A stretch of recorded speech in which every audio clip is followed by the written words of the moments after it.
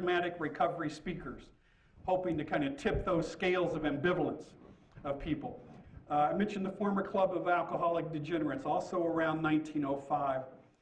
And the alternatives I mentioned was we got the inebriate penal colonies. Secondly, the psychiatric hospitals are going to become major. What we did was we took people out of specialized addiction treatment facilities, and we basically moved them to the back wards of what were already aging state psychiatric hospitals, which in their early days were a reform movement to get the mentally ill out of the poorhouses in this country.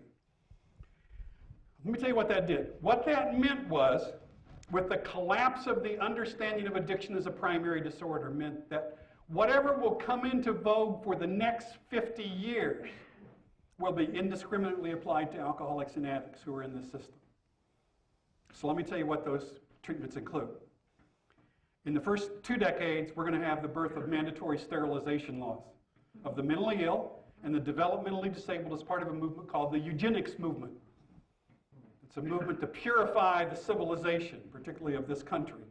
So we're going to eliminate defectives through a mandatory legal sterilization. And that law also included who? Alcoholics and addicts. We don't have evidence that a lot of men got sterilized through that law.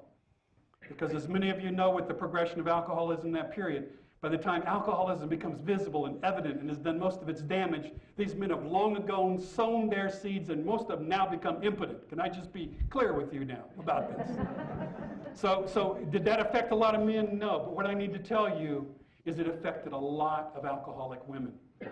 One of my early jobs was screening alcoholics and addicts in the state hospitals in the state of Illinois in 1969 for potential release back to the community in the heydays of deinstitutionalization.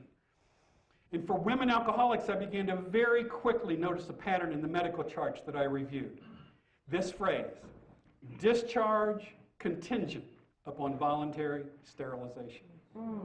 So the second you were a female and the second alcoholism showed up, you were very, very high risk to be subject to mandatory sterilization. And by the way, also in the name of treatment. Yeah, there were early concerns about the genetic transmission of alcoholism expressed then very vaguely. But the other rationale was sterilization will reduce the exciting forces that are continuing to propel alcoholism. So we're going to sterilize people in the name of treatment. Next, as we move forward, we're going to have major innovations within the psychiatric community. We're going to have innovations such as psychosurgery. If we believe that addiction is a function of personality, if there is an addictive personality,